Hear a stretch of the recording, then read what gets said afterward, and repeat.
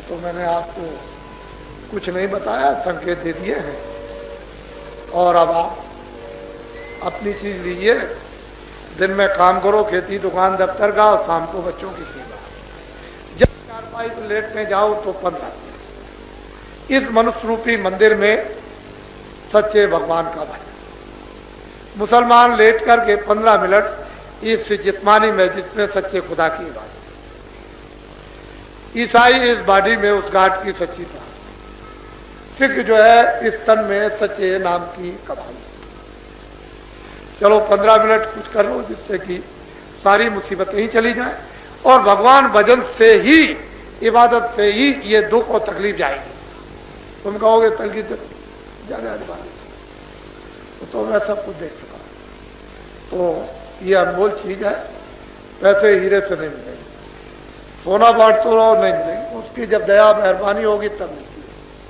तो जो उसने आदेश और हुक्म दिया है कि ये चीज बांटो, ये मैं जानता हूं कि तुम इसके गाल नहीं, ये भी मैं जानता हूं अनाधिकार चेष्टा, ये आपको अधिकार भी इसका नहीं, लेकिन फिर भी जो हुक्म दे रहा है कि वर्षा कर दो।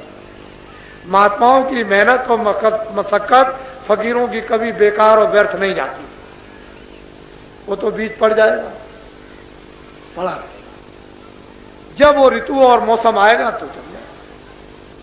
जैसे बीज खेतों में जमीन में पड़े रहते हैं, वो 11 महीने तक नहीं जमते। जब उसकी ऋतु आती है तो चाहे जितना पानी दे दीजिए, लेकिन नहीं, बरसात ऊपर आएगी तो फौरन वो जम जाए। जब जाड़ा आएगा तो जम जाए। तो इसी तरह का महात्मा का बीज बोया हुआ, जब वो समय आएगा तो जम जाएगा। और वो जब समय आएगा उस बीज के जमने का, तब आप देखिएगा तो वर्षा कर देते हैं। अब तुम चतुर होना चाहिए कि जब वर्षा हो तो क्यारी बना दो, पेड़ के चारों तरफ मेड़ बांध दो। ऐसे ही जब वर्षा महात्माओं की अलौकिक धन की, आध्यात्मिक धन की हो तो अपनी चारों तरफ बांध दो। मन को, बुद्धि को, चित्त को बांध के रखो और गटर गटर उसको पी जाओ, ताकि वो वहीं का वहीं हजम हो जाए। और तुमने अगर ये खोल दिया, नाम लोगे, रूप को, चेहरे को याद नहीं करोगे, जल्दी दरवाजा नहीं खोलेगा। जब नाम लोगे, रूप को याद करोगे, जल्दी दरवाजा खोल देगा। जब फाटक खोलेगा, गेट खोलेगा, दरवाजा खोलेगा, तो आंख खुल जाएगी, कान खुल जाएगी, कलमा सुनाई देगा, आयतें सुनाई देंगी, देववाणी सुनाई देगी, ब्रह्मवाणी, आकाशवाणी, अनहद वाणी सुनाई देगी, और आंख खुल जाएगी तो दिखाई देगा। वैकुंठ दिखाई देगा, स्वर्ग दिखाई देगा, और बहिष्ठ दिखाई देगा, और 14 भवन और 14 तबक दिखाई देंगे, और फिर बड़े बड़े ब्रह्मांड दिखाई देंगे। लेकिन नाम लोगे, रूप को याद नहीं करोगे तो जल्दी दरवाजा नहीं खोलेगा। ये गलती मत कर।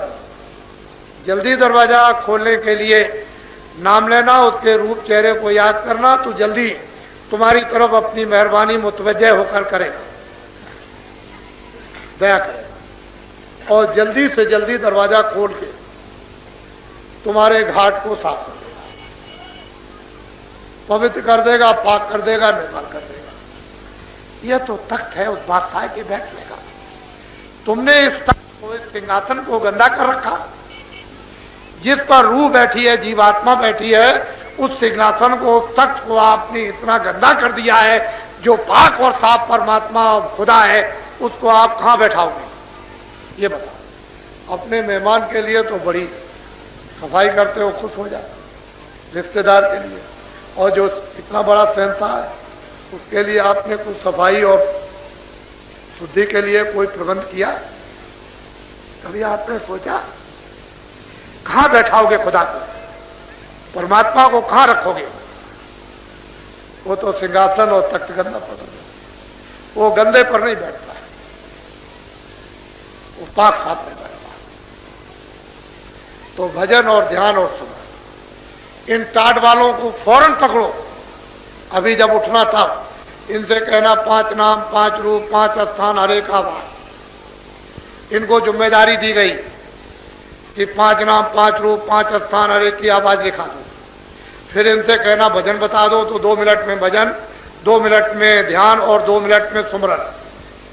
ये सब इनको जिम्मेदारी आपको बताएंगे क्योंकि मैं भजन और ध्यान कराऊं तो 2.5 घंटे लगेंगे। मैं अगर ऐसे आपसे भजन कराऊं और ध्यान पर ऐसे बैठाऊं तो 2.5 घंटे मुझे लगेंगे। तो वो समय बहुत समय है। तो इनसे आप इनको जिम्मेदारी दी है, इनसे पूछिए, ये बता देंगे। और आज से ही शुरू कर दो, इसी को सच्ची इबादत कहते हैं, यही सच्चा भजन है। कहां तुम इबादत करते हो, कहां भजन? ये जिस्मानी मस्जिद है, ये मनुष्य मंदिर है, ये चीजें अलग अलग हैं आपके सामने। और जब ऊपर चढ़ोगे तो कितने बड़े बड़े देश, लोग, कितने बड़े बड़े ब्रह्मांड एक एक तिल के अंदर। अरे तुम्हारे ऐसे भूमंडल तो उसके अंदर में समाये हुए अनंत हो, वो तो उधर कुछ और कुछ है, ये कुछ नहीं, ये तो एक मच्छर के बराबर भी नहीं। और आप इसको